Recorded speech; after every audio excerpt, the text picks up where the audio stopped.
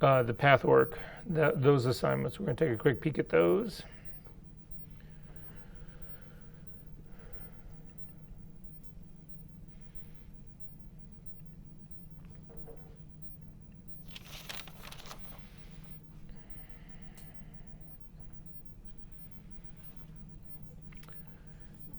I'm going to take a look at Michelle's first.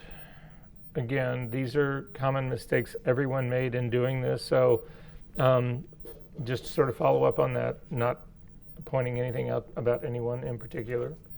So the way I typically go about doing this is that I'll look at the path palette and see it here first. I love the fact that she actually named the path palette. All of that is very smart. If you click on it, you'll actually see the path as it exists. None of the points are visible right now because we haven't selected anything.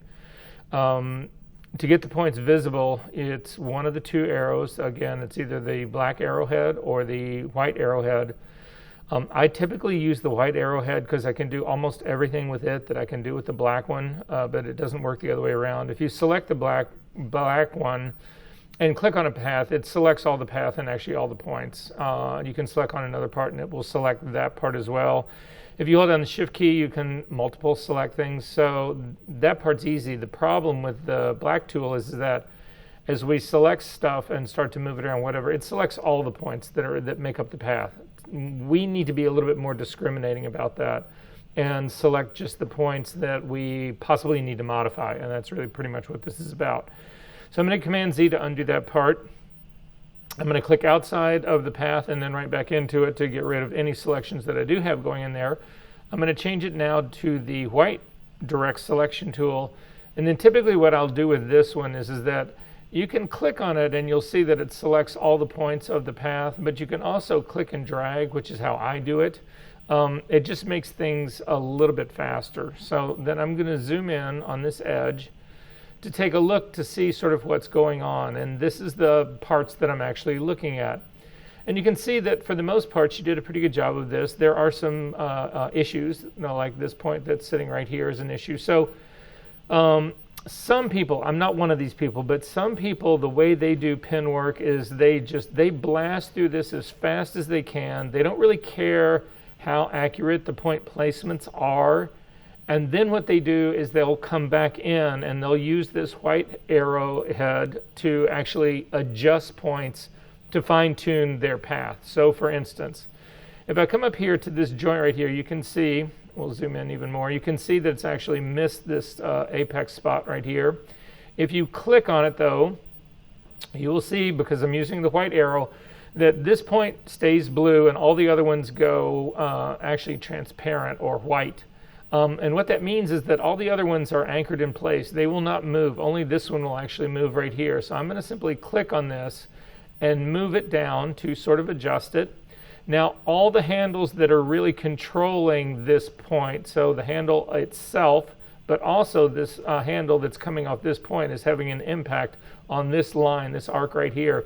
These are also editable. So I'm going to click on this one and drag this to bring it back up so that now it describes this arc as well. And then to fix the arc that happens in between these two, I'm going to click on this handle and drag it up. And you can sort of see now, again, I will do a snapshot of history, what this looks like. So this would be what Michelle's look like in the beginning.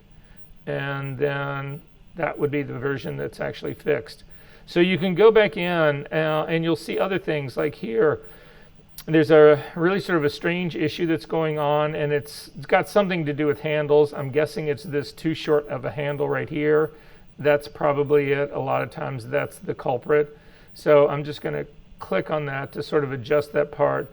It smooths that out a little bit. Again, I've got other points that are sitting up here that possibly need to be moved around a little bit. But the point I'm trying to make is that you can go in after the fact and make your selections even more precise. So she's not the only one I'm going to show that to you on, but you can go through that part. I want to show you Lucas's really quickly.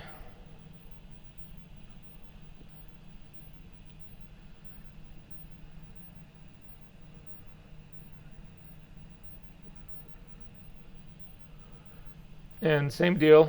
I'm going to click on this to show the path. I've still got the white tool selected, the white arrowhead. I'm going to drag across this and then zoom in to do this. And the reason that I wanted to show you his is that he does a remarkably good job of describing this path using a real economy of points. And if there's one mistake people make when they first start doing this kind of pen work, is that they don't let the tool actually do the work. They actually do it for them. So what you see happen, if I click on one of his points, you'll see there's a few number of points that are describing this arc, and his control handles are relatively long, and that's actually the mark of good pen work for the most part. Unless you're in a place where you've got something really jagged, where the direction of the line is rapidly changing in a very short distance. The general rule is that if you have these big, long, arcing curves here, you have fewer points, and the points themselves have longer control handles. And you can see he pulls this part off pretty well. Doesn't mean it's perfect. If you take a look at this area right in here, you can actually see that he falls off line here. But again, using the white-headed pen tool, I can come in. The line control handle that's controlling this arc right here is this one right here at the top. So I'm going to select this point to make it active, and then I'm going to grab this control handle and simply tweak that line so it goes back up into place. And again, the same thing right down here. There's this line right here. Needs to get goosed up a little bit. This is problematic. Again, for this transition area that he's got going right here, a really short handle like this is not a surprise. I'm not sure how much good it's really doing him. I think the placement of the point would do a better job of this. But if you take a look at your path and you see a lot of these short little handles, especially ones that are shooting straight off the path, they're not really following the path. Like you can see this line right, this control handle is moving in the direction of the path, but this one's actually moving opposite to everyone. These short little handles are usually more trouble than not, and they're usually an indication that something's wrong. So we'll take a look at what's going on over here, and again, just a small little control of that part to bring that in, and then I've got to reset the line slightly, and it just ends up being much better. So in the profile part,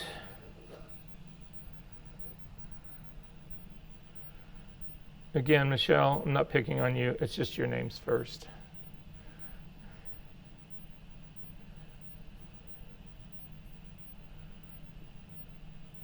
I want to show you Michelle's profile part right here. So one of the things, and either of you guys are watching the videos from previous years, or I don't know, you're talking to somebody, but usually I have people make this mistake a lot more in this class than this class actually did. One of the challenges in this class was that you actually did the path on the image that had the profile in it. However, if you then moved the image where, so in this case, Michelle created the profile using the pen tool, which was great. She loaded it as a selection. She then put the selection on as a layer mask, and then she brought the metal over here to the image. Instead of taking the profile to the metal, she brought the metal to the profile. And the advantage of doing that is that she keeps the path in her final composite. If you do it the other way around, if you were to drag the profile onto the metal, you leave the path behind you, you orphan it. And so this was actually, the way she handled this part was actually really well done. But the next thing is I'm going to zoom in and take a look at this, and then typically what I'll do on these things is, I'll zoom in a little bit more, I'm going to take a look at the mask by itself. So if you hold on the Option key and click on the mask, you can actually see it in here. And my feeling in part of this was that things were possibly a little bit too soft, that she maybe softened this up a little too much. To fix that, you don't really sharpen things. What you actually do is you run levels on this, and I'll show you exactly what I'm talking about.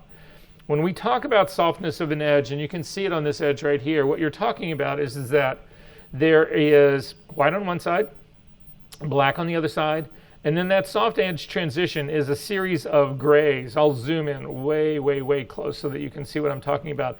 It's these series of grays in here that are giving you that soft edge. Because again, remember, Where white is here, it's completely revealing the profile. Where it's black on this side, it's completely hiding the background of that same image.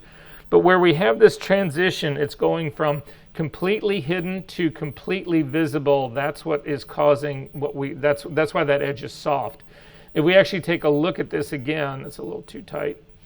Again, you'll see that it creates a softness in the edge. However, you can change that. I'm going to go back to my layer mask right now by using levels. So again, I'm going to bring up the levels dialog box and watch what ends up happening. So I have got white here, a set of middle grays here, and black. If I want to sharpen this edge up, I just run contrast on it, which again is level. So watch what happens to that line. I'm going to grab the white point and drag it down, and I'm going to grab the black point and drag it up, and look how much sharper this line is. Because what I'm saying is I want those middle gray tones that are making that transition line to no longer be gray. I want them to be either black or white. And so the line ends up sharpening up. To see this in real time on the image, I'm going to cancel this. We're going to do the same thing. You can watch the image right here and watch how sharp this line gets. Let me find a better place for it. So if you look at the softness, it's right here on her nose. I'm going to then, again, Command L, levels dialog box on the layer mask, and sharpen this whole thing up. And you can see how much tighter that line is. And so you can control this after the fact. Once you've actually done the softening or the feathering before you applied the mask, you're actually able to continue to work on that and to fix that, to fine tune it. I want to show you Kennedy's.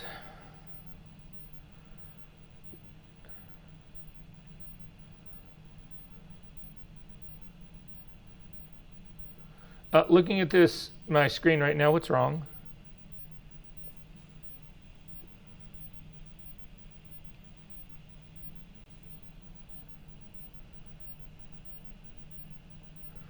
I'm going to hold down the Option key and only look at one layer. Does that help?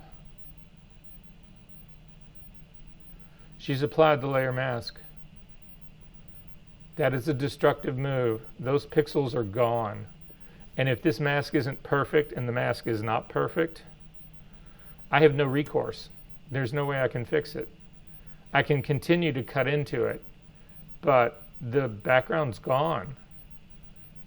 And there's no reason for that. Why on earth would there be? Why on earth would you consider doing that part? There's no reason for it. Now, if we take a look at this, you'll see that she's actually got a drop shadow on here. And conceivably, the drop shadow can have an impact on this image. However, in her case, it's turned off. I'm going to turn the eyeball on, and you can see that there's a drop shadow going on behind this. Now, some of you guys, apparently drop shadows is a way to do composites is a thing somewhere on YouTube is going to be my guess. The issue with this is that this is the wrong way to go about doing it. But I want to show you just so that everybody understands this. I'm going to copy this. I don't know why she has two copies of this down here, but I'm going to go ahead and copy this profile again. I'm going to drag it up to the very top. We're going to look at the other way of actually doing this, the better way of actually doing this. So in this case, if I can actually the drop shadow is a layer style. So if you come over here to the far right-hand side and click on this, it'll open up the layer style dialog box, and this is where you can add drop shadows, outer glows, bevels and embosses, that kind of stuff. That's where this all happens in here. And in the case of her doing this on a layer that's been cut out like this, it actually works because there's transparency that exists on this, so that the shadow style that's being cast from this pixel content right here is indeed falling on the background. Again, if I turn it off, you can see it go off. However, if I turn on this top one right here, I can actually copy the layer style. It looks like there's already a layer style on here, and I'm going to take a look at that, and it is the same drop shadow, so she's inherited this all the way up. But the problem with this is that if I actually turn the drop shadow on and off, you won't see any change here at all. And the reason you see no change is that there's no transparency in this image to actually allow a background to show through so that you would see the drop shadow on this. The only place that you might possibly pick it up would be if the image was not set on the entire background. So I'm going to just hit the V key and move it. And now if I throw a drop shadow on it, this edge of the image will actually cast a drop shadow on this metal background. But that's clearly not what any of us want to do. Wasn't the intention in any of this. So I'm going to hit Command Z to undo this. Instead, I'm going to show you the non-destructive correct way to actually do drop shadows and also keep them editable, which she does not have in this setup right here. So to do that, the first thing I'm going to do is I am going to turn off my drop shadow part right here. I don't actually want it on this part right now, and I'm going to say OK to that. Then I'm going to load this as a layer mask. Again, simply because she's actually done this, I can still use this image to generate my layer mask. So I'm going to Command click to load that as a selection.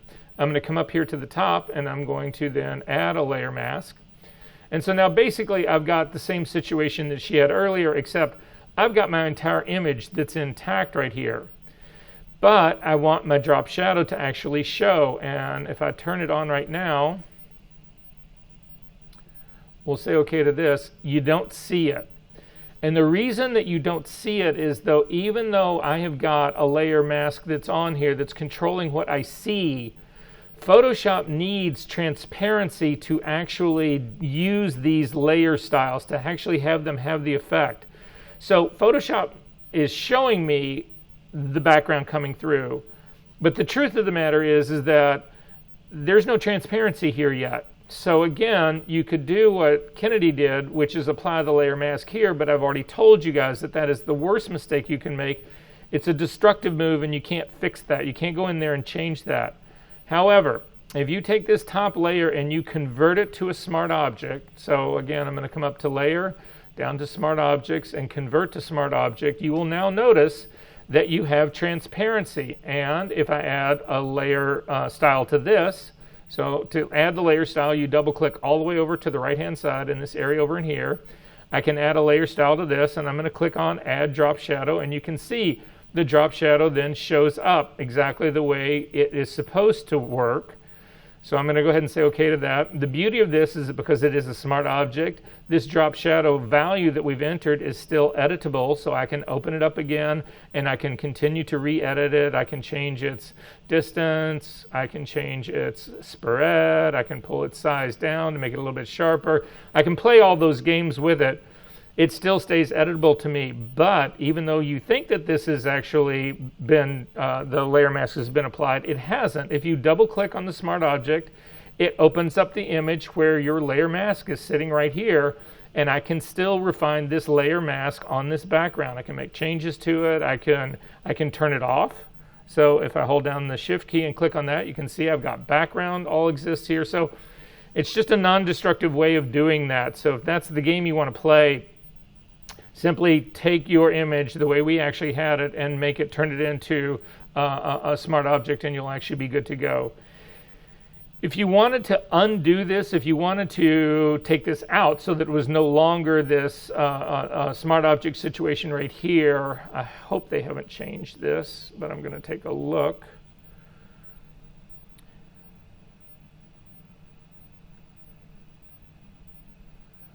I'm going to try to convert this back to layers and see what it allows me to do. Yeah, and when I convert it back to layers, what it does is it opens it up, the smart object, and puts it back into here as a conventional normal layer stack. So, are there questions about this part? All right.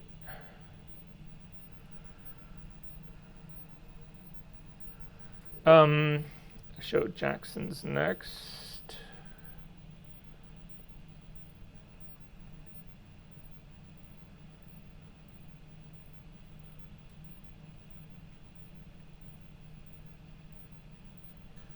So one of the next things that look like, this one's done actually on the surface very well. It's again the path tool is there. Again, I'm going to zoom in, on this.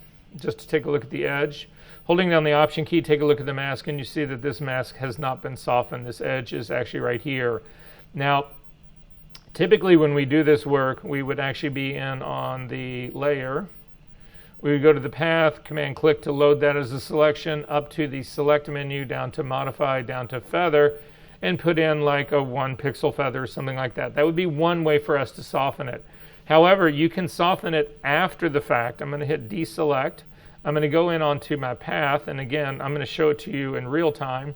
If you click on the path to actually show it, you will reach the same effect by going up to the filter menu and coming down to blur, down to Gaussian blur, and put in a 1 pixel blur on this. That is the exact same, you end up with the exact same result. I'm going to hit Command Z to undo that. Photoshop is actually, and they did this, it hasn't been too long, it probably in the last couple of years anyway. They've actually added a control in the properties palette. And if you take a look at the properties palette right now, you'll see that because I've got the layer mask is selected and I've got the little borders or the brackets that are sitting around the mask, there's a feather option that sits right here, and I can actually add a feather to this. So if I add a 1 pixel feather to it, it's the exact same. You'll see, I can really crank it up and you'll see it makes it really, really, really soft. But this 1 pixel feather here is also a way that you could control this after the fact. The advantage of actually doing it with this feathering right here is you can watch it in real time. So you can actually say, again, I've just turned it on so I can see everything. You need to make sure that the brackets are on the layer mask. If they're on the pixel layer, you don't have a feathering option here. But on the mask element of it, you do. And you can see you can crank this up and you can watch this happen in real time to see sort of how much it is that you're really softening this edge up or tightening it up here, either one. You can sort of see both of those. So just so that you guys are aware of that part as well. I don't need that.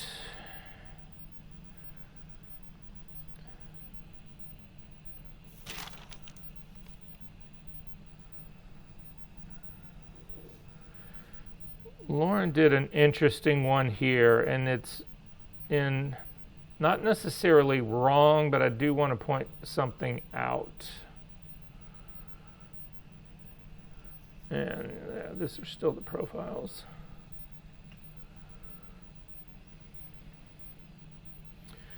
So in Lauren's, the way she did hers, which I thought was an interesting sort of riff on this, she actually did, I think the path is still in here. Yep, this is still the image that started out as the silhouette. She generates the path. She loads it as, she brings in the metal layer, which is correct. But instead of hiding the background of the figure, she actually hides the profile from the metal layer. Can everybody sort of see what's actually going on here? And to be perfectly honest with you, this is a 6 of one, half a dozen of the other at this stage of the game. There's no real difficulty in doing this part. I mean, it works. I'll actually give you that. Where things start to get complicated is as we get deeper into doing compositing, as you start to add shadows to this, you actually need your shadows to fall on the background and not on the image. So right now, if I was going to add a shadow onto this, so I'm just going to add a blank layer on top of this. I'm going to hit the B key to get a brush. Black is going to be my foreground color. I'm going to make it really soft. And I'm going to paint just a shadow line that comes, let me crank my flow all the way up. I'm going to paint a shadow line that comes down here. And so this would be the shadow. I would be trying to do a drop shadow on the background of her. So I would drop the opacity of this so that it was more like a shadow. But you can see the problem that I run into this is that this is now, my shadow is sitting on top of everybody. If I bring it down here underneath this, it's underneath the background. So you don't see the shadow at all. You only see the shadow actually on the girl, which is not where that part belongs. So instead, I'm going to drag this up to the top. I'm going to drag the profile up on top of the shadow as well. And then I'm going to load this layer mask as a selection. So just Command click to load it. I'm going to apply it to the profile on the very top. I'm going to then invert it so that it actually does what I need it to do. And then I'm going to hide the one on the very bottom. And now you can see as I start to paint shadows on this, It actually paints on the background, but it never paints on the figure. And the problem, so this makes it adding shadows much simpler because they land where they need to land. I don't need to be worrying about masking them off of my subject because again, shadows never happen. You can never cast a shadow on top of yourself. You can cast shadows on other people or on backgrounds, but never on top of yourself. So shadow would never be on top. So it's just going down the line. And when we get into doing shadows, which will actually happen in a few weeks, shadows get to be very complex. It's not unusual to have 10, 15 layers here building up the shadows. And again, if you have, it's not impossible to mask them all out, but it just gets really, it's complicated, it's cumbersome, it's time consuming. So the idea that you do your layer stack in order of background to foreground, bottom to top, whatever, will just simply make your life easier. But like I say, the way she did this initially, this works. So just something to keep in mind. I want to show you one of Mitchell's really quick, and we're almost done. I've graded all of these grades are out. The grade for 4-1, the Coke is out, as you guys should have gotten that. You should have gotten this one. I have one last thing to grade for the girl on the metal background, and then I'll post those grades. So that'll go out today because I'll probably do it during the break, just so that you guys know. Okay.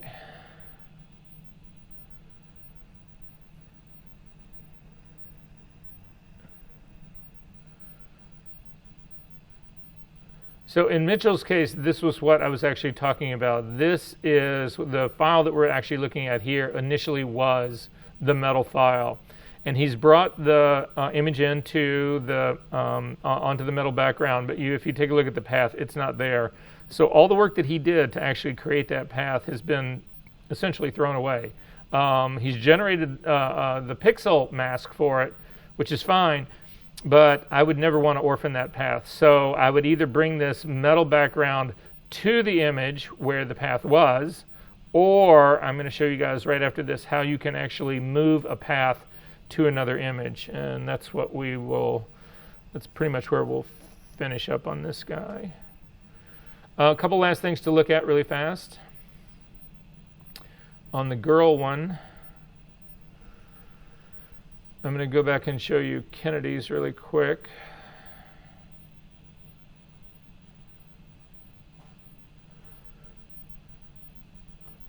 This was actually done very well, and so it's just as important to show you guys the ones that actually work. If you take a look at the edges, you can see things are not breaking through. A lot of people were having trouble still leaving small bits and pieces of background behind. Some of you guys got into things where you were really aggressive about what you cut out. I will actually show you another example of that in just a second. But at any rate, this seems actually like it's done relatively well. If I take a look at the edge, I can also see that this mask edge has been softened, so that part is all working out well. And the path is actually sitting here in the image. So she did all the parts right. So I just wanted to point out that some of those things. I'm going to show you Annalise really quick of this same figure.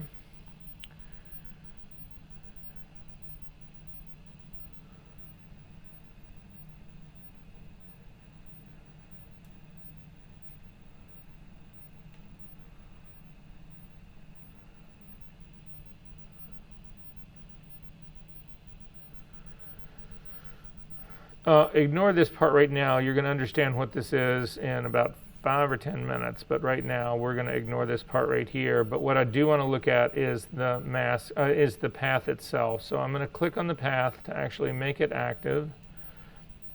I am going to not hide it here. I'm actually going to make a copy of this guy so I can see it. So this is her path right here. And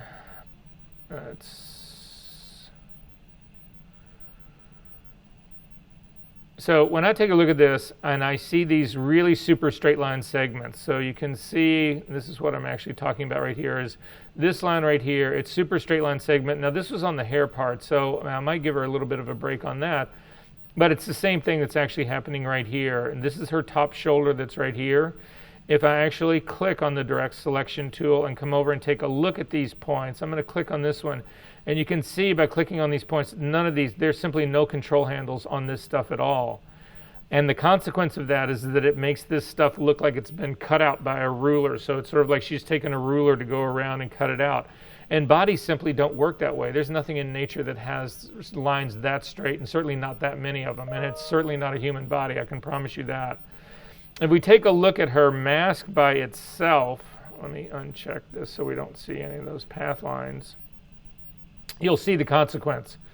These straight, sharp lines right here, this does not happen in nature. And as a consequence, not unless this is a transformer or some robot or something like that. So those are the things that you don't want to actually see. The pen tool is designed to actually give you those nice organic curves, and you should plan on using those. One more or two to show you, and we'll be out.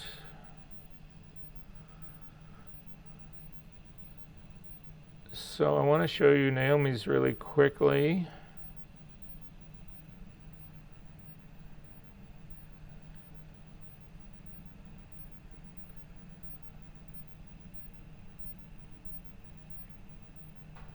Where are you? Oh, here we are. And I think it's, no, it's this one. So again, work looks pretty good. This is one of those cases though where you can spot right here. This is background that's still showing through. This path was it's too much out into the background. You remember when we first started doing this pen work, I said, if you guys need to make a mistake, your pen tool should actually remove some of the figure that you want to keep, because then you'll never know. But if it stays outside of the figure and it reveals background, you'll always be able to spot it. This is all background that's coming from the original background of the girl, the white background, and you can spot it going all the way around. And there's other places I can pick it up right here. I can see it all down here. I can see it right in front of this knuckle right here. So again, you're better off losing a little bit of the figure and having a clean knockout than you are keeping a little bit of the background and actually having a composite that simply doesn't work. However, this was an even more troubling thing. And you can see right here, she actually did the pen work. There's no question about that. But she only ends up with the part of the right arm. If you actually click on this, you'll see, let me zoom back out a little bit. The only path that's remaining for her is this path area, this section that's going right down here. Here, I'll drag across so you can see the dots on it. That's all that remains. All the other pen work that she did around the whole rest of this body is gone. It does not exist. And the reason I think it does not exist is because she never saved the original path. Remember, as you start to do your pen work, it goes on a thing named work path. And as long as you don't ever deselect that and start again, you're fine. But the minute you deselect that work path and start a brand new path, well, here, I'll show you. If I'm just going to do pen tool really quick and just to pull down some lines really fast. So this is my path right, sorry, we'll do it here on a new one. So this is my path. It's called work path right here. And if I select something, if I deselect this guy and then start on a brand new one, you can see that original path work is gone. It doesn't exist anymore. So that's why it's so critical to save your work paths as to make them something discrete, named something, and call it, you know, in her case is right cutout. But even if you only call it path 1, path 2, path 3, whatever it is you want to call it, naming your paths saves them so that you don't lose these. This work path right here is temporary. So again, as long as I continue to work on it like this is still temporary. The minute I start another one, it goes. So just do not lose sight of that. The more complicated your paths get, the more trouble, well, it's not trouble. It's just you don't want to see, you know, a half hour, 45 minutes of work blow up and just vanish. Nobody wants to see that part. Okay, so what I need everyone to do for me, please, is, here, I'm going to pick an image for you. No, actually, I want everybody to, let's do this together. Let's do this together. Hang on one second. Jump onto our server really quick. I'm just going to give us a common file to work on, something that's already got. I take it back. Let's do this, because we'll do it together. It's just a quick practice for pen tool. So let's go to, let's go to our session class 4 files. And we are looking for the assignment folder. And inside the assignment folder, I want you to open the metal file and the profile file both. We're going to open both of these guys. We're just going to do this really quick. So I'm just going to double click on both of them. I'm going to temporarily hide the metal path.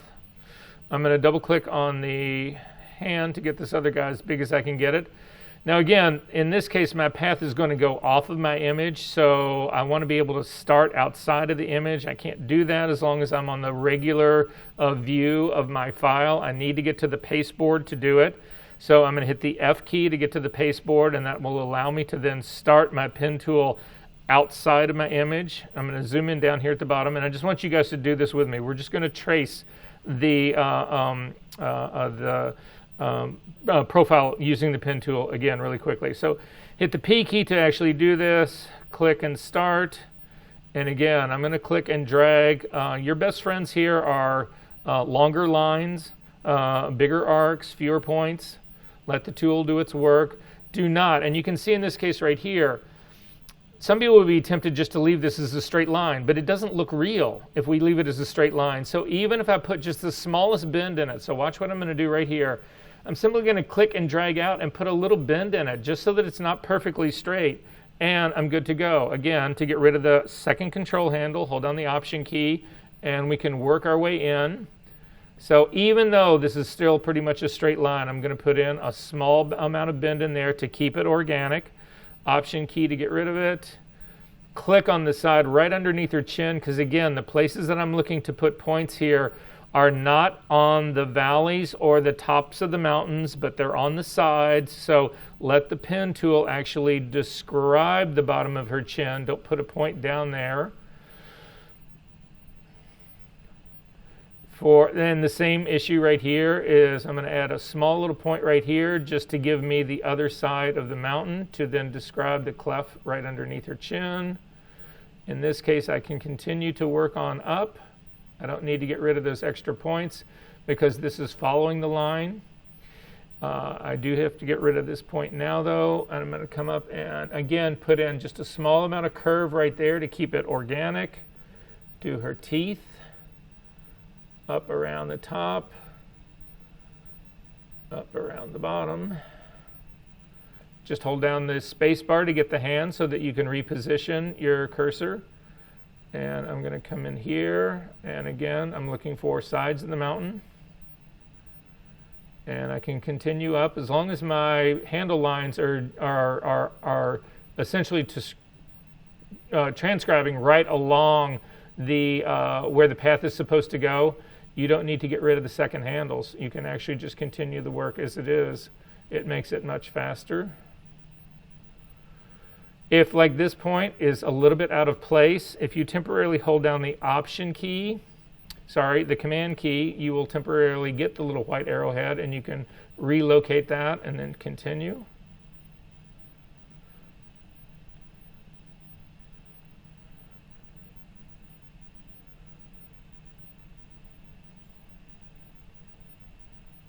And then again, even at the very outside, once I'm now outside of the image, I'm still going to put a little bit of bend in there to make it a little bit more organic. I'm going to hold down the Space Command and Option to get the negative magnifying glass so I can zip back down. And then I'm just going to lay points all the way out here on the edge so that I can come back. Again, these points out here on the outside of the pasteboard do not make one bit of difference how they are, what they are. I just need to complete my path. It's just this edge is the only thing that I'm really thinking about. So now I've got the knockout that I ultimately want for this. So I'm going to load this as a selection, hold down the Command key and simply click on the thumbnail, and you'll actually see we get the little marching ants around this. I'm going to go into my image right now. And with this image, I actually am going to, I've loaded this selection too quick. I need to make a copy of my layer first. So I'm going to hit Command D to deselect. To make a copy of this profile, I'm going to hit Command J. It'll make a copy of it. I want to put this on the metal background. So again, at this stage of the game, I don't know how to move this with the path to the metal background. So instead, I'm going to hit the F key once to go to the black pasteboard, the F key again to get back to my normal screen view, because when you're on the pasteboard, you can only see one image at a time. You can't see multiple images. I need to be able to see the metal image. So I'm going to come back and open up my metal image, the one that I had parked here. And with all of this, the metal image has got, there's an adjustment layer on top. There's a gradient on top of that. It's a smart object. There's some smart filters in here. All of this is going on in here. I want to bring the whole thing to my profile.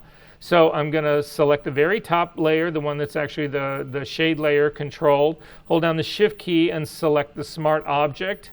It will include the smart filters that are all under that. And I'm simply going to put this into a group. So you go to the three lines that are on the far right-hand side across from the Layers palette, click on the drop-down menu, and just say, I want a new group from layers. It'll offer to name it for you. I'm going to call it Metal Background.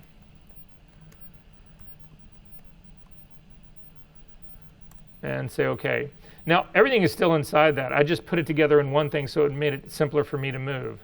And now I'm going to move the metal background out of the way a little bit, and I'm going to grab that group of the metal background and drag it on top of my profile. Before you let go, hold down the Shift key and then let go. If you hold down the Shift key, it will bring your background in centered exactly into the middle of your image. Now, in this case, we can't see anything because I've still got the profile copy sitting on top of it. But this is what my metal background layer looks like right now. It's a little bit small. You can actually see other stuff under it. So I don't necessarily care about that much, but if we want to make this clean, that's fine. I'm going to simply transform this background. You can transform it as a group.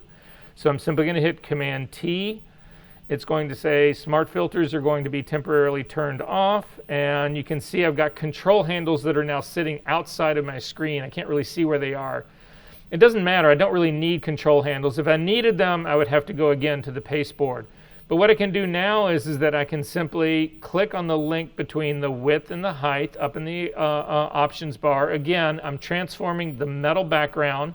And then I just need to make this thing bigger. So I'm going to put my cursor over either the H or the W and use the scrubby slider simply to make the background bigger so that it fills my image.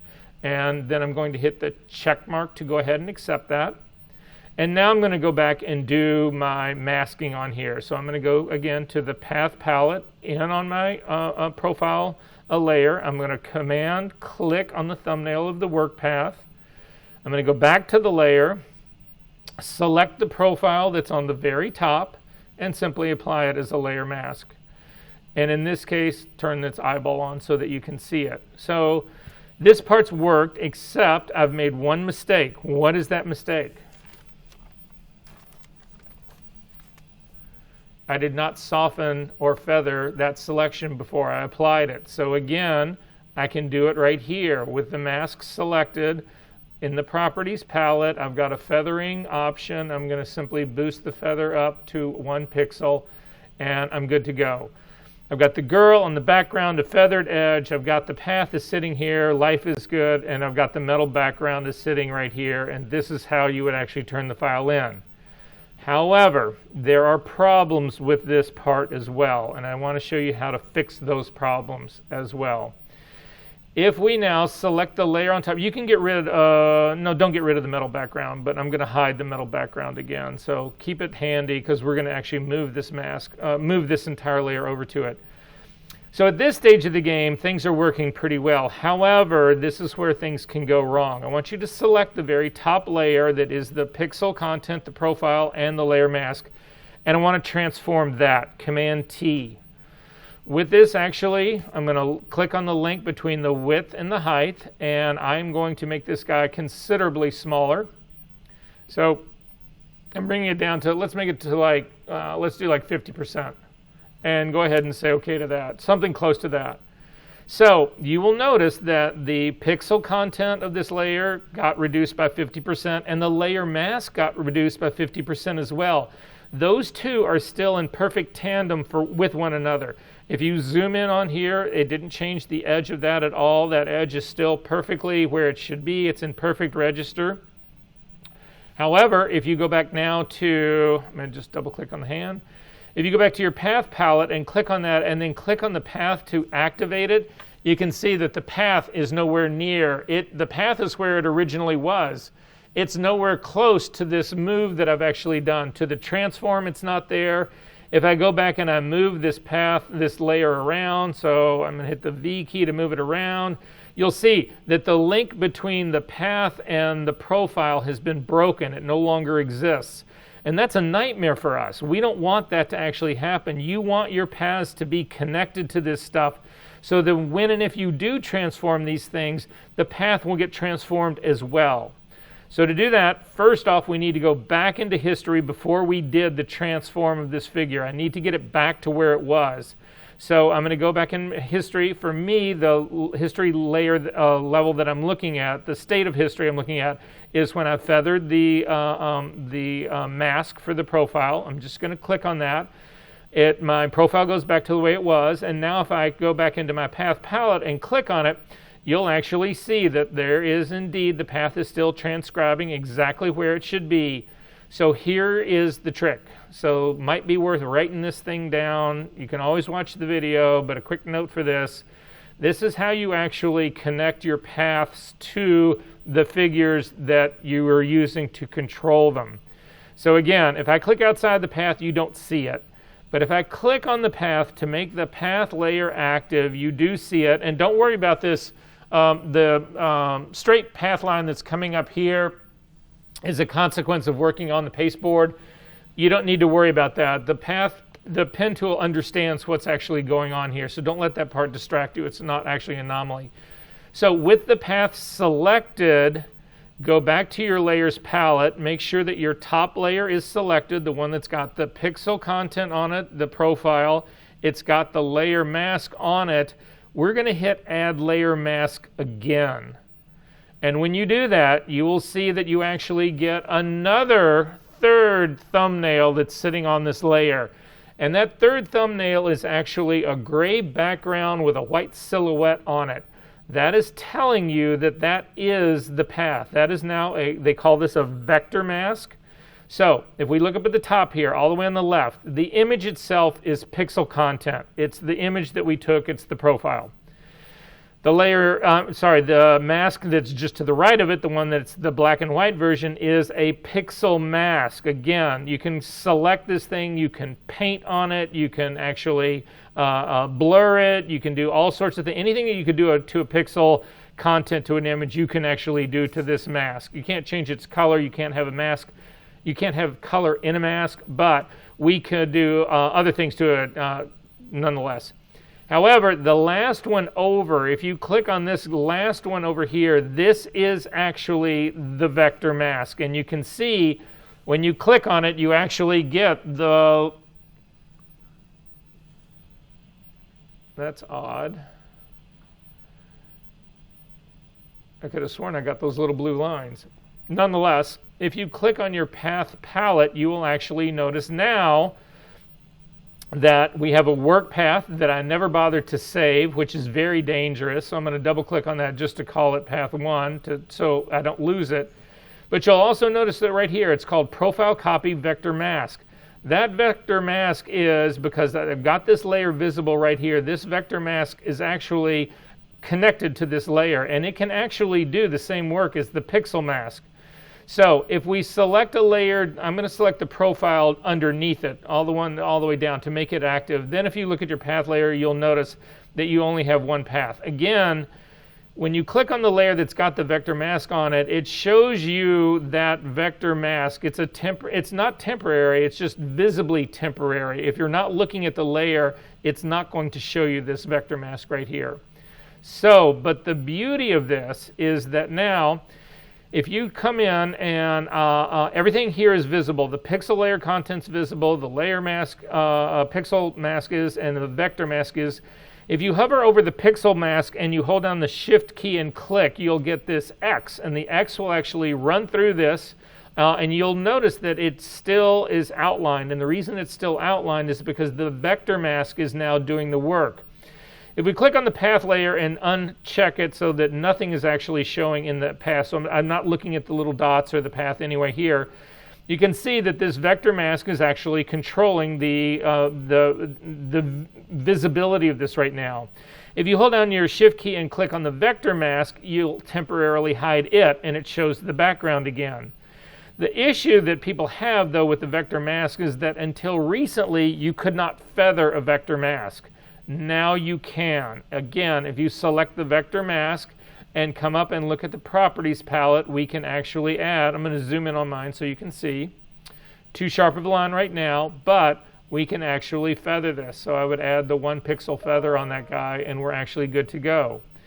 Now the thing that you also need to know about this is that all of these three are now linked. So the pixel content is linked to the pixel mask and it's also linked to the vector mask.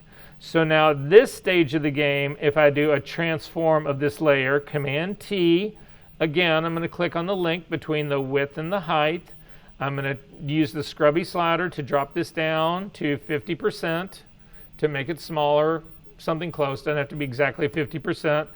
And I'm going to go ahead and click on the check mark. And what you'll notice now is that not only did the image shrink, the pixel mask shrank, so did the vector mask. And the vector mask is actually made up of points.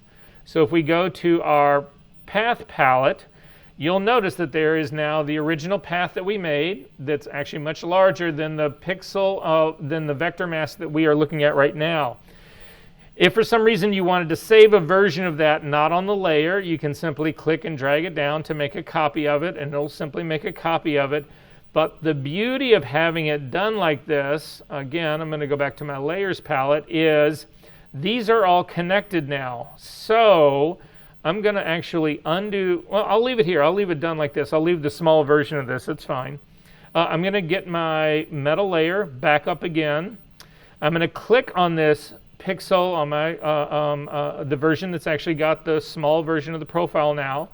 Simply click and drag that entire layer over on top of your metal background. Hold down the shift key so it comes in centered, and you've actually brought it into the metal mask now. And you can see you've actually got the pixel vector mask. I'm sorry, you got the pixel content, you've got the pixel mask, and you have the pixel the vector mask controlling this.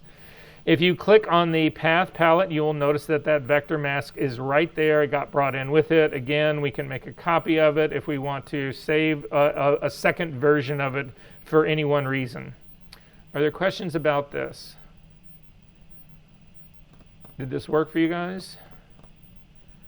All right, we can close all this up. You do not need to save that.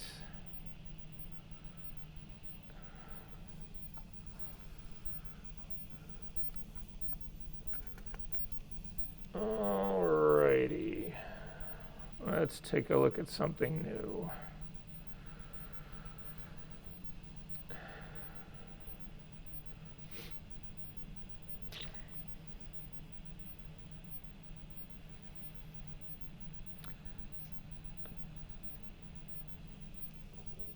Yep. So let's go into assignment number 6. I mean, yeah, not assignment number 6, but your folder, your working files for, class files for session number 6, and we'll take a look inside yours. Inside there is a TIFF file. It starts with 081025ver_fashion_copy TIFF. If you could open that guy up and simply double click on the hand to get it as big as it can go. I'm going to go back into my layers palette. Now, hopefully, you should still have in your actions palette your 0 selective color. Does everybody still have that? So simply go to your action palette. Remember, we built this action last week. It's called 0 selective color, or 0, in my case, I abbreviated SEL color. Can everybody find theirs, or should we make this guy again?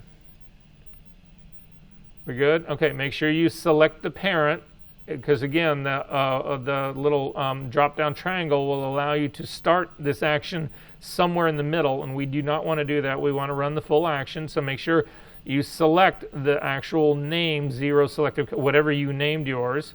Click on the little arrow at the bottom of the actions palette that's pointing towards the right, and it will run the action. If your image looks solarized like mine, all that means is that you need to click on the absolute radio button in the properties palette, not the relative one. And then for the selective color, it's actually active. I have two adjustment layers that are on here. I have a hue saturation layer and I have a selective color layer. I'm going to use start with the selective color layer, and I'm going to use the drop-down menu for colors in the palettes menu and come down to greens. Now remember, what this action has done so far is that it's taken every single color and every single tone that's in this drop-down menu. So the red, yellow, green, cyan, blues, magentas, whites, neutrals, and blacks, all of them, and filled them with black ink. That's what this has done so far. That's why my image is black. I've filled every possible thing of it with black ink. But if we now select the greens in the drop-down menu and grab that black slider that said fill the greens with black ink and take it all the way to the left, now what we're saying is fill those greens with white, the negative of black. Now again, that's a hard concept to come up with in like the real world. Usually we deal with the things that are white for us or the piece of paper we're working on. But this is just math in Photoshop. So it's simply the opposite of black is white. And so this is filling it with white ink, and that's why the background starts to get light. Now the reason it's not perfectly white is because the green is impure. The green is not pure green. So if you turn off that selective color eyeball, you will actually see your image like nothing has changed. I want you to come down and click on the hue saturation layer. So I've turned off the selective color adjustment layer. It's still there, just turned its eyeball off. I've selected the hue saturation underneath it, and then I'm going to use the targeting adjustment tool. So if you look up in the properties panel, sort of near the top, there's a hand with two sets of arrows on the top pointing left and right. If you click on that, what this will do is allow the Photoshop to pick the color for you. So instead of you using this drop-down menu here to say reds, yellows, greens, whatever, to actually pick the color that you want to target, you let Photoshop do the work for you. So I'm simply going to come over, and you'll see you get like an eyedropper on your background, and I'm going to hover over the green because what I want to do is if I saturate the green, it becomes more of a pure green, and the more pure I get, the more effective this whole selective color adjustment layer will work. So if I click on the green, I'm going to do it down on the lower part of the screen. I'm going to click, and I get the little hand with the two arrows. If you drag to the right, you saturate the green. You see it becomes like neon. If you go in the opposite direction and you go all the way down, you see it goes to gray, and that is exactly what saturation is. It is, if we completely desaturate something, we lose all of its color. It's actually mixed completely with its complementary color, and we end up with a neutral gray. Or if I go to the other extreme, this is the purest green that Photoshop can actually produce for us, given the green that I started with. So that's the trick of what's going on behind this. Yes? Can I do what? I'm sorry, I can't hear you. Oh, yeah, so you don't have this action part going? Okay, fine, yeah, let's remake the action really quickly. So I'm going to throw these two away really fast. To make the action, it goes quickly. Come over to your actions palette. So if you don't have this action, please make this. You'll use it the whole rest of your life, I promise you, because it's not just about selecting green screens. So over in the actions palette at the very top on the right-hand side of the little three lines, the drop-down menu, click on that and say New Action. And you want to name this action Zero Selective Color. So I'm going to do Zero SEL Color. Otherwise it gets too long. And click on the record button. Now everything that we do will be recorded. So the first thing we're going to do is come over to our layers palette, and we're going to add an adjustment layer, and it's going to be hue saturation. Then we're going to come down and add a second adjustment layer on top of that one, selective color. We good? Then in the drop-down colors of Selective Color, so up in the Properties panel, select Reds at the very top and drag the black ink slider at the bottom all the way to the right. Good? We need to do that for every single thing in this drop-down menu. So go down to the yellows and the black slider all the way to the right. Down to greens, black slider all the way to the right. Cyans, black slider all the way to the right. Blues, black slider all the way to the right. Magentas, black slider all the way to the right. This is why you turn this into an action. Do you really want to do this the rest of your life? The whites, black slider all the way to the right. The neutrals, which are midtones, black slider all the way to the right. And then finally blacks, black slider all the way to the right. And your image should be black. If it's not black, it is the radio buttons at the very bottom. Your radio button is set to relative. You need to change it to absolute, and your image should be black. Did that work? Then back over on your Actions palette, you'll see the little red button. That's actually indicating that we are recording. The little square button just to the left of it is the Stop Recording button. And if you click on that, it will actually stop.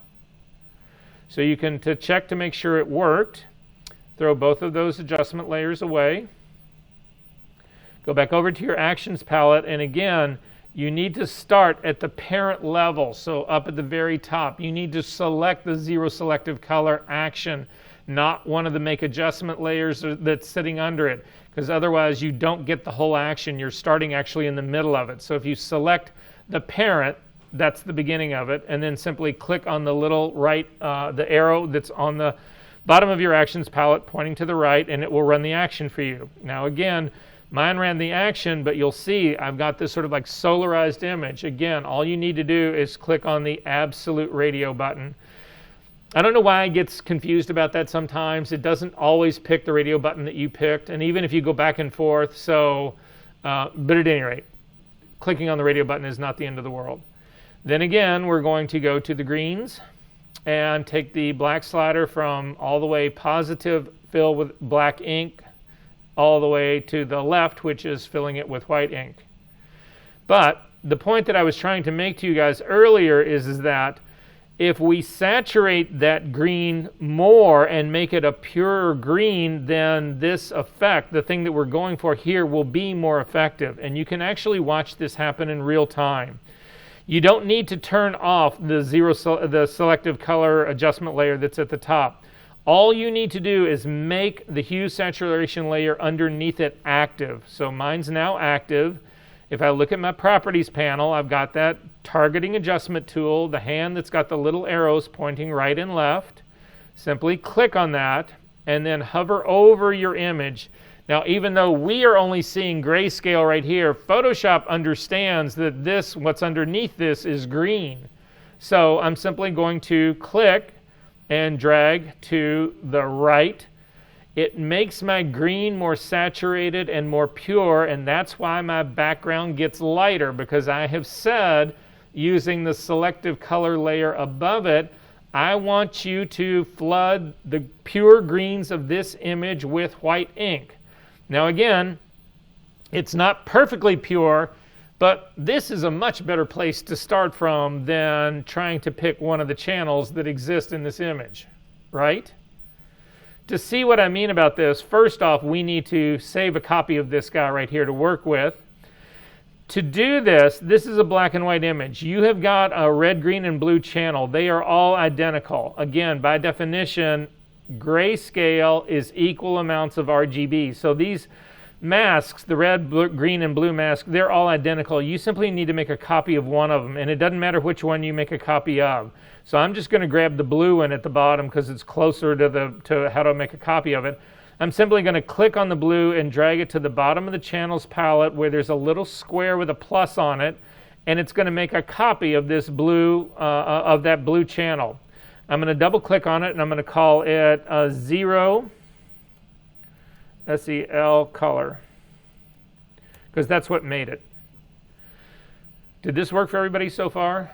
Are we good on this? Yes.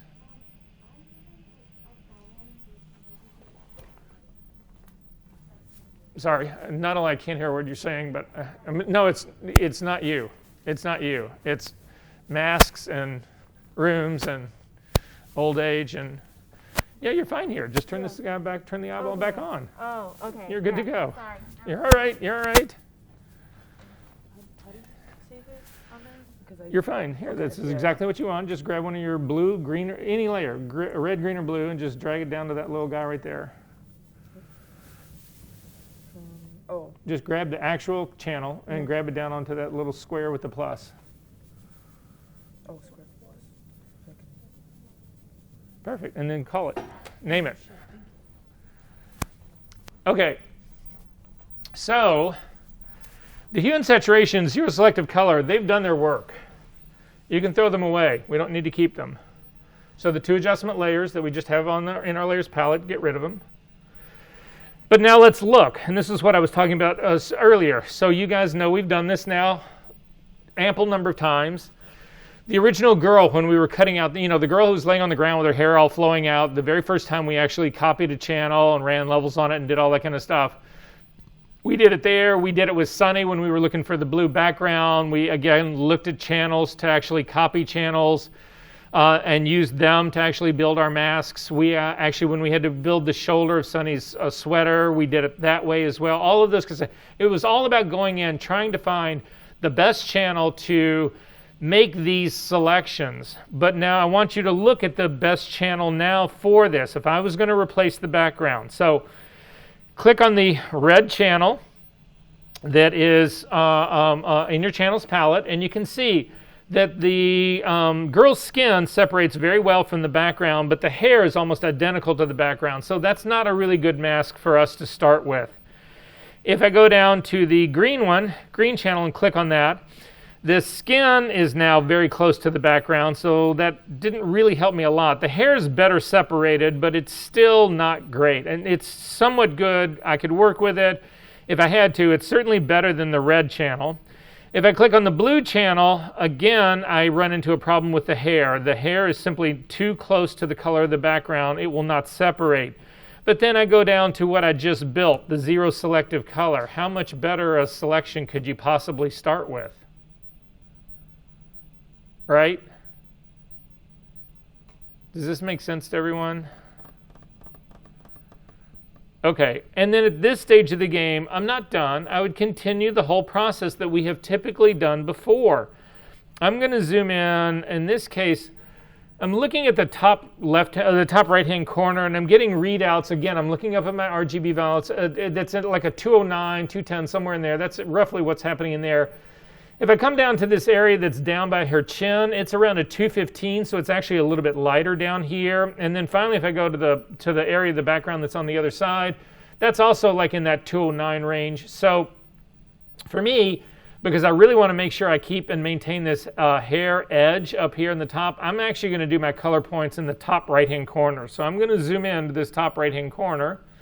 And I don't really have, if you take a look around, you can actually see her eyeballs are still part of this, but there's not a lot in here that's actually, that I need to actually make darker. Her body has gone completely black. As I'm zooming around here, I'm getting nothing but zeros in my info palette. So I really only need one color sampler tool. So again, click on the eyedropper, come down to the color sampler tool so that we can leave a number out here. And I'm going to come up into an area that's in this upper right-hand part here to put a color sampler down. However, what's important about this now is that you can see that top right-hand corner is kind of mottled. There's areas of there that are lighter than darker. It's just kind of the way that whole thing is going down. You want to make sure that your sample size is at least 3 by 3, and then you want to try to find an area in here that's the darkest that you can find it to be. I'm getting something around a 203. That's about the darkest I think I can get. So I'm going to simply click on it to drop down a point. And then again, we've done this 100 times in this class. We'll do it 100 times more. It puts a number 1 in my info palette here. I need to click on the eyedropper right underneath that number 1 to change the readout from CMYK to RGB. And you can see I've got those 203 numbers. I need that to be white. I need those 203s to be 255. So hit Command L to bring up the levels dialog box. Grab the white point that's on the far right side underneath the histogram, start to drag it to the left, and I'm watching the readout in my info palette until I get close to 255, but not quite there. If you hit 255, you need to back it off on your slider till you get something less than 255, and then use your arrow keys to simply tap in so that we do the absolute minimum adjustment in the layers palette, in the levels palette, in the levels adjustment, the minimum amount to achieve that white background. Before you say OK to this, use your preview button to turn this on and off to see if this is doing what you wanted it to do. And so when I look at this, I'm still keeping all the really fine little feathery hairs, but I've cleaned out the background, and that was the goal in all of this. So I'm going to go ahead and say OK to that. This is going to be the beginning of my layer mask. However, I know that the eyes of this are still showing. It's actually the spectral highlights in her eyes are still showing. So as long as I'm here, I'm going to take care of that really quickly. I'm going to just hit the B key to get a brush, make it a little bit larger brush. I'm going to check to make it 100% hard brush just because I don't want to worry about any overspray. I'm going to have a normal blending mode, 100% opacity, 100% flow.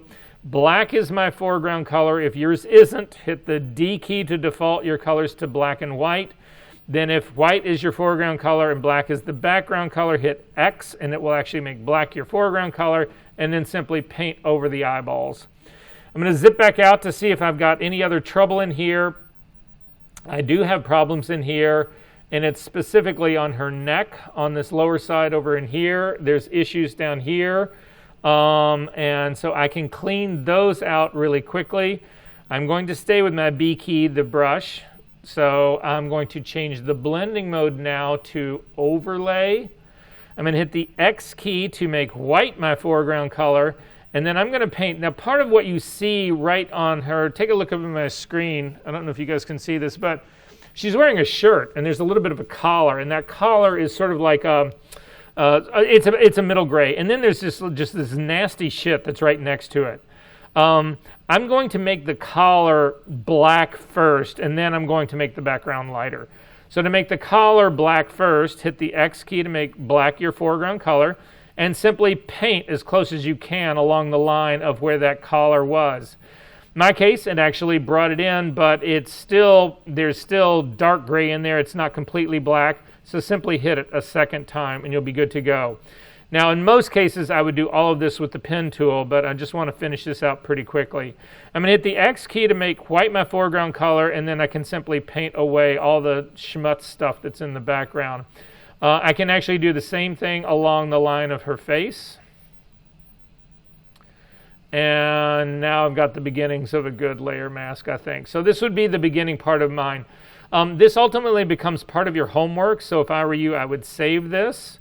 Actually looking over on the other side, and this is actually a pretty solid layer mask. So to see how well we did, I'm actually going to make a copy of my background layer. So I've just selected my background layer, Command J will make a copy of it. I'm going to then select again the original background layer, because what I want to do is put a blank layer of white in between both of these. To do that, simply add a layer using your the little square at the bottom of your layers palette with the plus in it. That puts an empty layer between your two images. White is my background color. I just simply want to fill this layer with white. So again, Command Delete will always fill with background color. So I've now got white in between the two. You don't see anything because I haven't masked anything out. And then I'm going to hover over the thumbnail of my initial knockout, the thing I just finished tweaking. Hold down the Command key and click to load it as a selection. And then come back to the top layer most and actually apply it as a layer mask. Now in this case, my mask is inverted. I don't know that you guys have ever seen me make one the right way with it being not needing to be inverted. But to invert it, you simply hit Command I and it inverts it. Now, I do have spill in this, but that is a pretty sweet-ass knockout, if you ask me, to begin with, for very little work. Does this make sense to everyone? All right, again, this is part of your homework. Save this part. There's more to it, so don't stop here, but nonetheless, this is part of your homework, so you might as well do that part. However, I want to do one more thing here just to show you guys what's really going on here, just because this part actually becomes important as well. I want you to make a copy of, this is not part of your homework, so go ahead and save your file now, and then the work that we're going to do right after this is only going to take 5 minutes, but it's not worth saving. I don't want you to save it. It's not part of the homework. I do want to make a completely new copy of the entire original background. So again, I'm going to select it, Command J, we'll make a copy of it and drag that all the way to the top. When you're trying to get your layers up to the very top, it gets a little tricky. The thing that you're looking for, when you drag it up there, you're looking for this blue line that sits right between the word that says lock with all the lock features on it and the layer itself. You need to get that blue line there. That is an indication that you're actually going to the very top of your image. If you go beyond that, the blue line goes away and this won't work. If you go underneath it, it actually will put it underneath this image. So you want to make sure you see the blue lines on top and let go. It'll put it up on top. Then I want you to run that 0 selective action again. So, and again, if you run it again, in my case, it comes up solarized again, so simply click on the absolute button and not that one. What I want to show you is that this tool is not only designed to actually select green screen.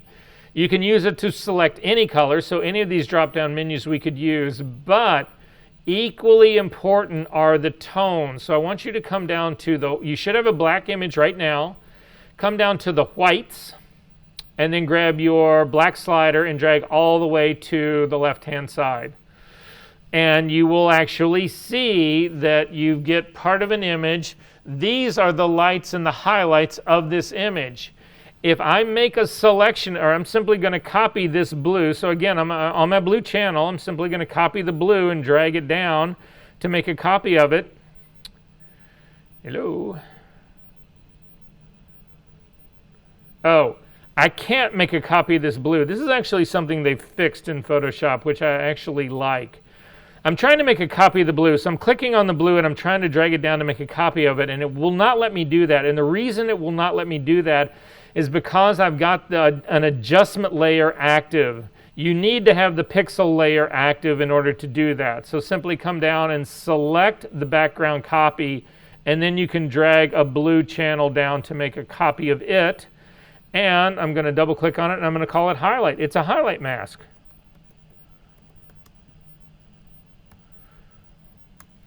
I'm going to go back to my selective color and drag that black slider for the white color all the way back to the right. My image goes black again. And then in my drop-down menu, I'm going to come down and do blacks. And I'm going to drag that slider for the blacks all the way to the left. This is now a shadow mask. So again, I'm going to select the background copy. I'm going to then come up, make a copy of my blue channel again, double click on it and name it Shadow Mask.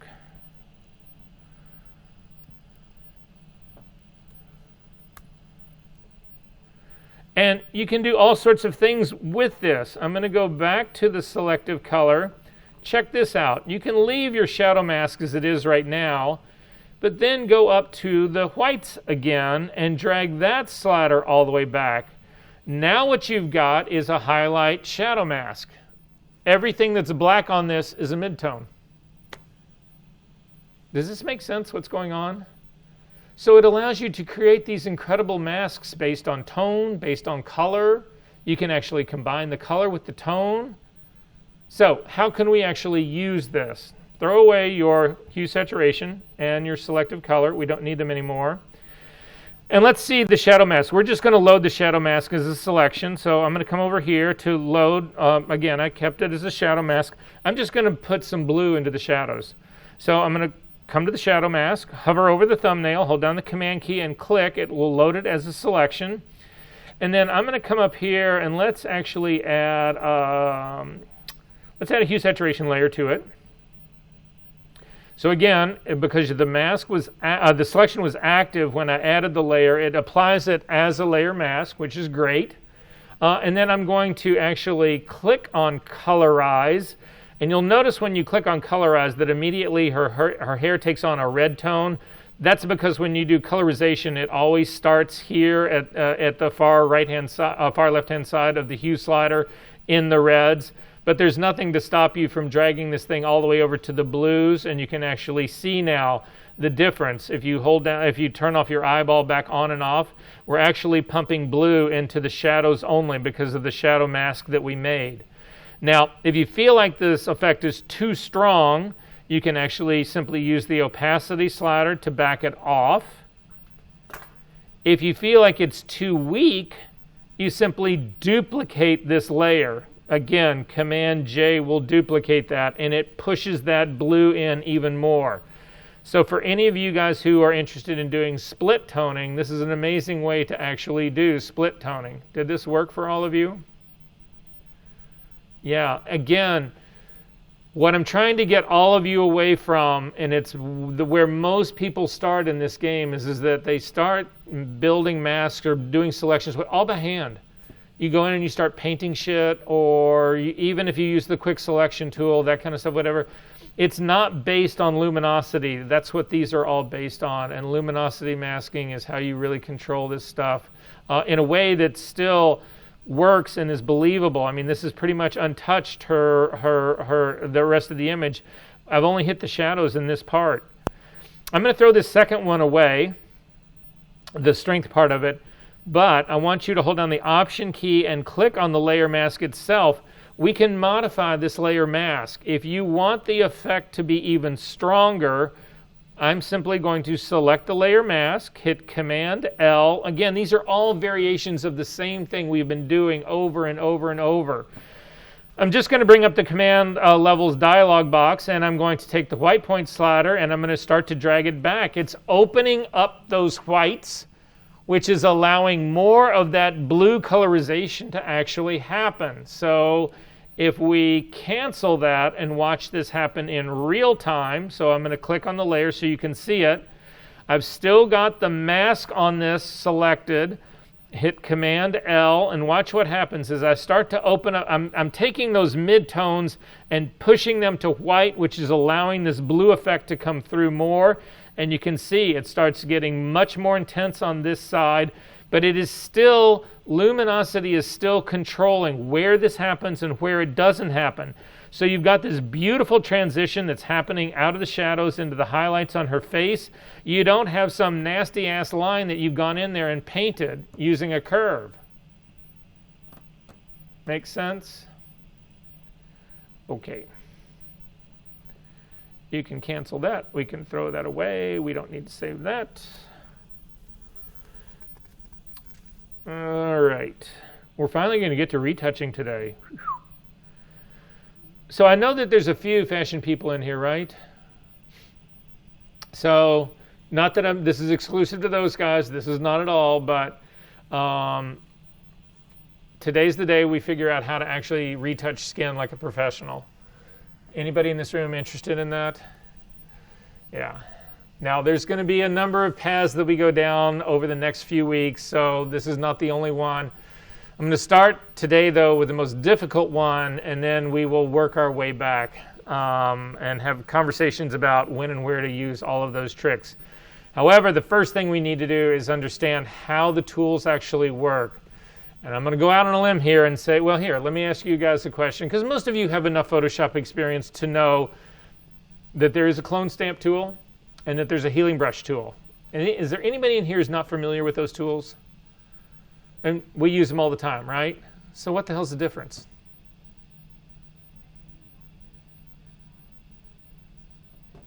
That's a problem. We use these tools all the time. We don't have any idea how they work or what they really do. So we need to figure that part out.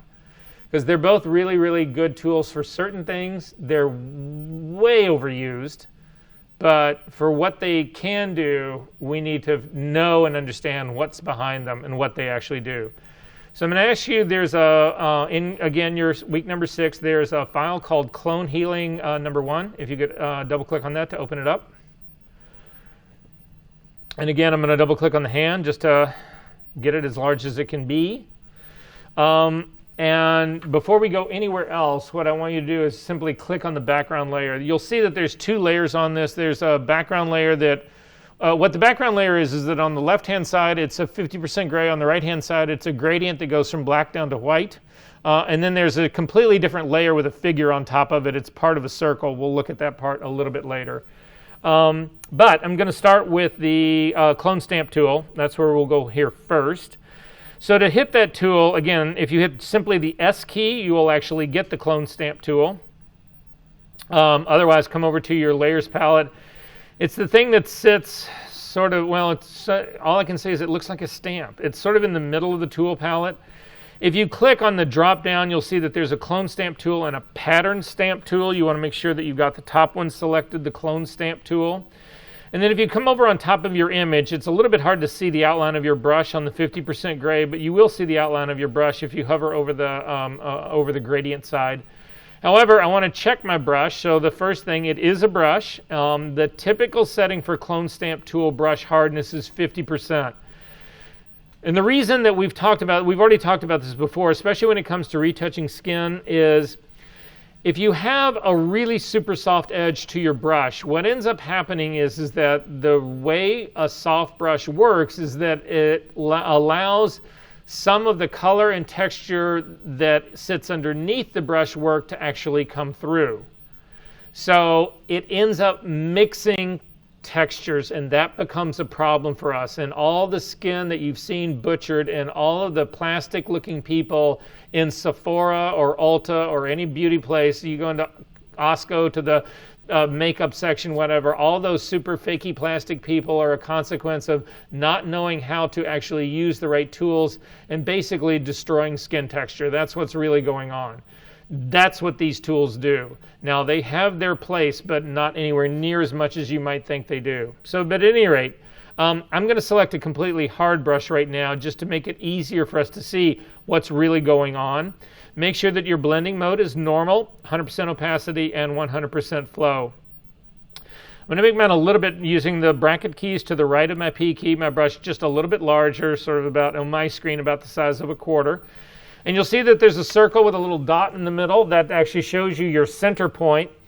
The way the clone stamp tool, and most of you guys know this anyway, but I still just want to make sure we go through this. Oh, a couple other things on here as well. As we continue across the options palette, there is a check mark for aligned, and then there is also a drop-down menu for what layer you want to be doing this on. In our case, we are going to do it on the current layer. We don't really have anything below. We do have an all layers option, and we'll talk about that in just a second. But current layer is what I also want selected, and do put a check mark in next to that aligned. So the way the clone stamp tool works is that you set the source first.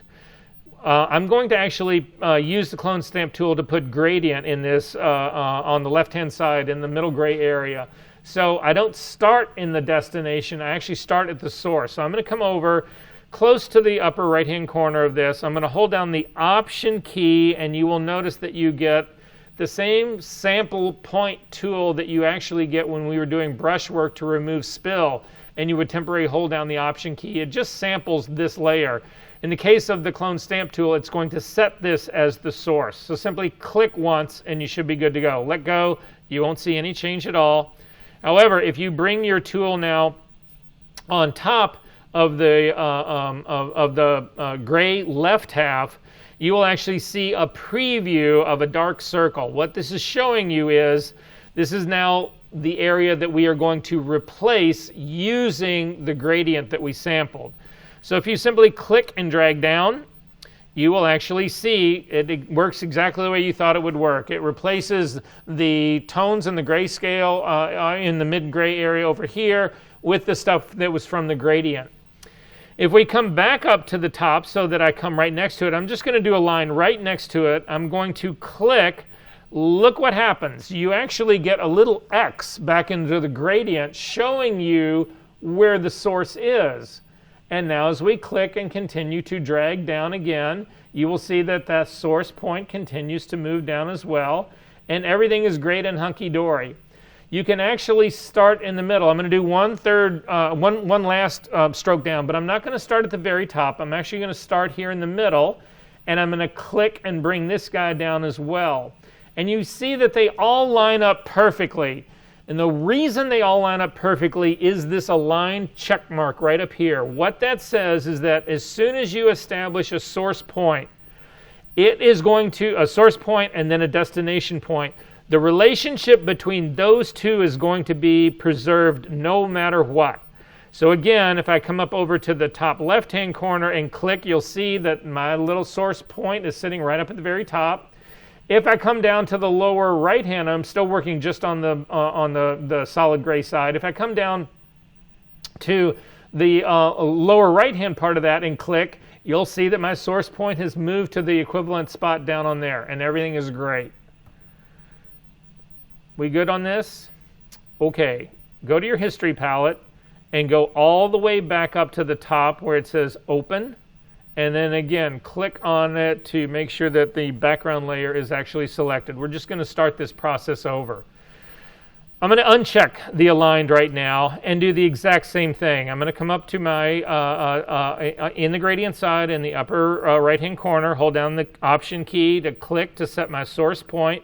I'm going to come over to the gray side and I'm going to click and drag down. And this looks like exactly what is happening again. However, I want you, instead of going all the way to the top, I want you to come right into the middle of the image and click. And look what's happened. No matter where you are in your destination, it goes back to the source. It starts back up at the beginning again. So now if I click and drag down, these are not in connected sync anymore. The destination and my source and destination restart every single time I start a new clone stamp operation. So I can even come down to the very bottom down here. I'm doing my third line on the left-hand side. Click, it goes right back up to the original source again and then comes down. So it's always returning to the source. And for us in retouching, that can be a really powerful tool. Because if we can get an area of something that, let's say skin, that works really, really well for us, we can then use that all over our image without having to resample or set that source point back at the part of skin that was already in really, really good shape. Does that make sense, everyone? We good on this? How did you get it to not... Uncheck the align check mark. Right here. I see it. Got it. Got it. Great. Again, go back up in history to where the image just opened to get rid of all of that. Click on the background again. So now we're actually going to look at the clone stamp tool. I'm sorry, not the clone stamp tool, the healing brush tool. So the healing brush tool, if you click on it, there's a flyout menu that you have. You should have a number of options. So again, it's the tool that looks like it's got a little Band-Aid on it. That's the way I always see it. And if you click on that, there is a flyout menu, and you have the three options that we care the most about actually are the spot healing brush tool, the healing brush tool, and then the patch tool. Those are the ones that we actually do most of our work with. The spot healing tool, the one that's at the very top, it's been around a while. When it first came out, nobody would use it. It was a horrible tool. It didn't do anything anybody wanted it to do, until Photoshop invented Content Aware. And you can see if you select that tool up at the very top in your options palette, Content Aware is actually, for me, they make it look like a tab, but it's really supposed to be a button. You can see that Content Aware by default is actually selected. This actually makes the tool much, much, much more useful than you can possibly imagine. However, when you use the tool, what it ends up doing is that it picks the source point for you. All you do is show destination. So you find a problem area. Let's say it's a pimple on somebody's face. You just paint over that pimple area, and what the tool does is it uses Content Aware to figure out the best source for you to fix that problem, but you have no say in the matter. And when it works really well. When it doesn't work, it's awful. So when it doesn't work, you're forced to actually do the source and destination points yourself, and that's what we're going to do next. So again, if you click on the healing brush tool, fly out and come down to just the healing brush tool, This now works much, much closer to the way the clone stamp tool works, where you actually set a source point first and then you paint over the destination point to fix it. Again, I'm going to click on my drop-down menu to make this a completely hard brush. I'm going to make sure that my blending mode is normal. Sampled in terms of the source. Again, this is working exactly the same way as the healing brush tool. There was a regular sampled version of it, and then there was a patterned version of it. We're going to do all our work using the sampled version. You do still have alignment as an option. I'm going to say go ahead and put a check mark on the align again, so that again we keep the relationship between source and destination until we set a new source. And then again in the drop-down menu, I'm going to leave it as current layer. There is a check mark here that says use legacy. They actually changed the way this tool works from a version, I don't know, 5 years ago. There were people who just went up in arms when they changed how the tool worked. So they put this check mark in there to actually use the legacy version of it if you want to. So if you're old school and you've used it and the tool doesn't seem like it's working the way you want it to, you can simply click on this check mark. But for us right now, that seems to be a backward move for me. I would prefer to go ahead and learn how to use the tool that they're going to actually leave me with. The difference in the way you control part of that, it used to be that we would simply, you didn't have this check mark, you could actually change it by diffusion. You'll see that there's a diffusion slider here, and the diffusion slider, we're going to talk about what that really does in just a second. However, I'm going to actually use this tool right now. But how does this tool differ from the healing brush, from the clone stamp tool? And the way this actually differs is this, and this is the critical part about when you use which tool. When you're using the clone stamp tool, it is a direct pixel replacement. So pixels that I pick in the source, I replace destination with those source pixels, and that's it. I simply replace them, game over. If it works, great. If it doesn't work, I got to go to plan B. What happens with the healing brush tool, though, is different. What the healing brush tool does is it doesn't really care about the tone and the color of the source. All it cares about is the texture.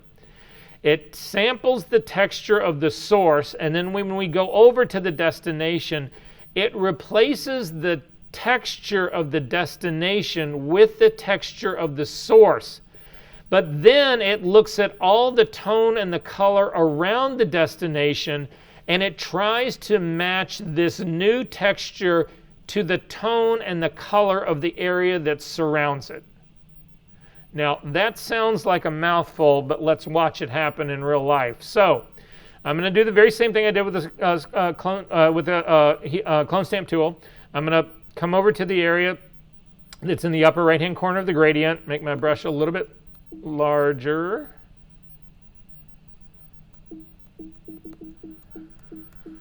Oh, why are you doing this to me?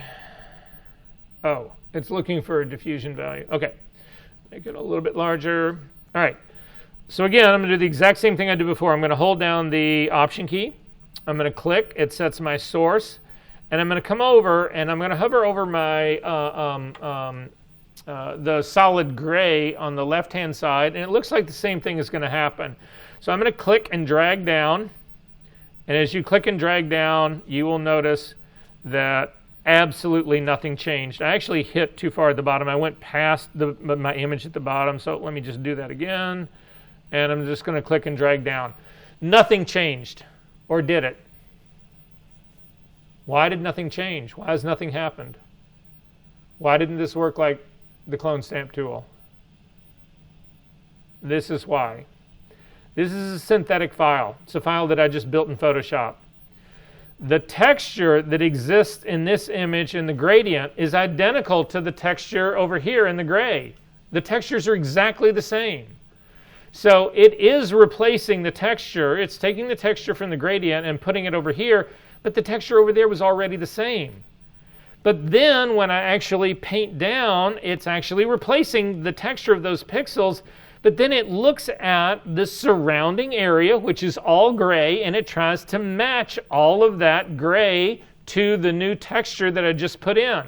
So the texture is identical, And then by definition, it matches the color and the tone of the area that's surrounding it. So it doesn't look like anything has happened, but something has definitely happened.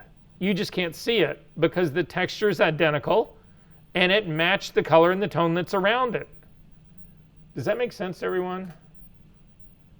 Are we good on this part? All right.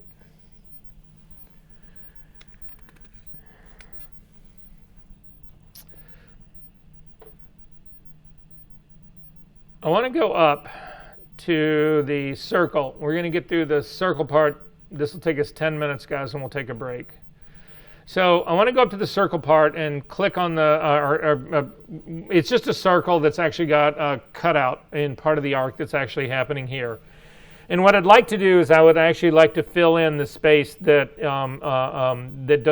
that's missing in all of this. And so for me, the best tool to actually do this with would be the clone stamp tool. So that's what I'm going to do. I'm going to hit the S key to get the clone stamp tool. And immediately what you'll notice is that it's actually filled, in my case, with black. And the reason it's filled with black is that the clone stamp tool and the healing brush tool both, they remember the original source point that you set. So the source point that I originally set on this was the gradient that was actually behind it. That's the last time I set a source point. So if you simply click and drag down right now, you'll see you get the gradient exactly where we were, because the clone stamp tool remembers it doesn't matter what layer you're on. You can actually clone out of different layers. You can clone out of different images. And the clone stamp tool will remember all of those until you actually set a new point. So I could actually open a brand new image. I'm going to just hit Command N to bring up a synthetic file. It's my 8x10 file. And I can actually clone in this, and you'll see it actually does the same. It's going back to the other image and looking, it knows where that source was, and it's actually then going to do the cloning here. So this becomes important to us when we get into really sort of much more advanced skin retouching, is being able to leverage things like this. But for the time being, I'm going to close this up. I'm not going to save it. I'm back in my original image that's got the circle. I'm going to hit Command Z to undo that, or go back in history to undo the clone stamp part. Make sure that that layer is active, and I'm going to set a new source point. So I'm going to hover over, if you imagine this is a clock face, I'm going to hover over around the 2 o'clock area. I'm going to hold down the Option key. I'm going to click to set a new sample source. And then you see if I come back on this other side that it actually shows me the little bit of arc. But the problem is that it's coming from the opposite side of the circle. So if I go to paint this thing in, it doesn't fill in the missing part of the arc that I was actually looking for, because the clone stamp tool is always keeping that relationship the same. The angle of the clone stamp tool, the angle of what it's cloning, all of that stays exactly the same. I'm going to hit Command Z to undo that. You can change that though. You do not have to accept that. To change it, you need to come up. There's a window that's hidden right now. Again, we don't use this a lot, so it's not one that I keep permanently open, but when I'm doing cloning work, I do actually open this window up so that I can work with it. Come up to your window menu, and you're going to come down to Clone Source. So up to Window menu, down to Clone Source. It will open up a little, another palette that's got Clone Source on it. And you can see at the very top, there is 1, 2, 3, 4. There's 5 little stamps up here. You can have multiple clone sources, and they will be remembered. So right now, we've only been replacing this clone source number 1 over and over and over again. And it's the one. If we were to do another source right now, again, holding down the Option key and doing another source, whatever, it would actually pick that, it would change this one at the top. However, to see what I mean, click on the second of the little sources at the top, the one's the little stamp. Just click on the second one, and let's come back over to your image. And now I'm going to actually do a source, set a source at like 9 o'clock. So I'm going to hold down the Option key and click, and you'll see if you come over here that again, I'm just showing you that it actually did. It painted out from that same source point. I'm going to hit Command Z to undo that, and then I'm going to click back onto my number 1. And if I click back onto my number 1, you'll see that that original source point from that 2 o'clock spot on my circle, whatever, comes back on, and I can continue to work with it. So you can save up to 5 of these guys, and these remain sticky until you replace them. So even if you were to quit Photoshop and open it up again, it knows what image, what layer, wherever you were. If the image is not open, it won't be able to do it. You'll get an error message. But if the image is open, it will go right back to where you were, where you started from. However, there are other controls that sit underneath this. The ones that are in the middle, we don't really need to worry about. These are about positioning.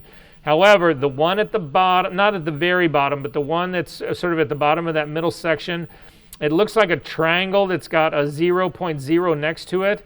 That is actually the angle of your clone sourcing. So what we need to do, because this circle is the exact opposite, how many degrees are in a circle? 360. So what would half of that be? What would the opposite of this be? 180. So type in 180 for the degrees right here. And then look what happens. As you bring your clone source down, it's actually now been flipped, and we will actually be able to make the adjustment that we actually need to make on it. The problem that we have is that I know I can easily start it here to actually fill in the rest of it, but as I come across the other part, it does not line up, and it's because I didn't start. I need to be exactly opposite of where the clone source was. So I'm going to hit Command Z to undo that. The trick to this is to make your tool bigger. So I'm going to make it bigger so that it actually will touch both of the points that are on both sides. And then you can jockey this around to the point where it actually ultimately fits in. It takes a little finessing. We're just going back and forth. And when you get it right, you click and you've actually got it doing exactly what it needs to do. So, you hate your roommate. Go into their Photoshop, set their source point to be 180 degrees opposite, and close up that window that nobody knows exists anyway. This is sticky. It'll stay that way forever. It'll drive them nuts. Do I seem like I'm petty? Do I seem like I can be petty? Possibly. All right, make sure that you change your angle back to 0 degrees, otherwise you're going to drive yourself nuts. So I'm going to go ahead and do mine. However, a couple last things to think about here really quickly. And for this, I want to go ahead and turn off the eyeball. I want to go back to the background layer. It's just easier to see. And you can see when I came back to my background layer, even though I've turned off the eyeball for that layer 2 in the circle, I've still got the source point is still referencing that circle and that part. That's actually what's going on here. So again, this is a preview of what is yet to come. Sometimes we need to be more specific than this allows us to be. The problem with the preview is that the preview actually hides the destination. So if I had something that, well, let's do this really quickly. I'm still on, I'm not on the pasteboard, but my rulers are not showing. I do want my rulers to show. I want to just drag out a quick X somewhere on the guidelines to just give me an X somewhere on the gray background. So I'm simply clicking on the rulers and dragging out, so I've got an X. The problem is that, oh, I can see the guidelines anyway, so, but never mind. You can clear the guides out. If I couldn't see what was underneath it, so I'm going to go ahead and just clear these guides. What happens is if I come over here and I need my source and destination to be specific, let's say I had a point that I knew where my source had to be, and it has to be an exact point where my destination is, I can't see it because of the preview. You can uncheck so that you don't see the preview. In your clone source underneath it where it says show overlay, uncheck that and your overlay will actually go away. Now the tool will still work. If you can actually, you'll just click and it'll put down a point. You can see it still works, but it allows you to see the destination specifically. You can see the little center point of the clone stamp tool so that you can get a direct one-to-one. Sometimes though, you need to see a little bit of both. It's sort of like the onion skin in when we do the Select and Mask workspace. You want to be able to see source and reference at the same time, but in a reduced opacity so that you can see them both. turn back on the click check mark for show overlay and simply drop the opacity of your overlay down to 50% or something close to that. And now you can actually see both. You'll see a ghosted out version of the source and a ghosted out version of the destination, and it'll give you an exact place to actually do it. There's other things that you can actually do in the drop-down menu. You can use blending modes to help visualize this. They're all for visualization. They're not how the tool works. If you actually need to change the blending mode of the tool, that's up in the options palette. It's not down here. This is strictly how you visualize the preview. So I'm going to drag my opacity all the way back up again so that this doesn't screw me up, and I'll actually be good to go here. I'm going to close this part up and ask you, are there any questions about this part so far? Are we good? Okay, guys, I got 3 o'clock exactly. If you can be back at 3:15, a hard 3:15. You'll need your tablet today. Of all the days you'll need it, today starts, you'll need it for the rest of the semester, but today it starts. So I'll see you guys in 15.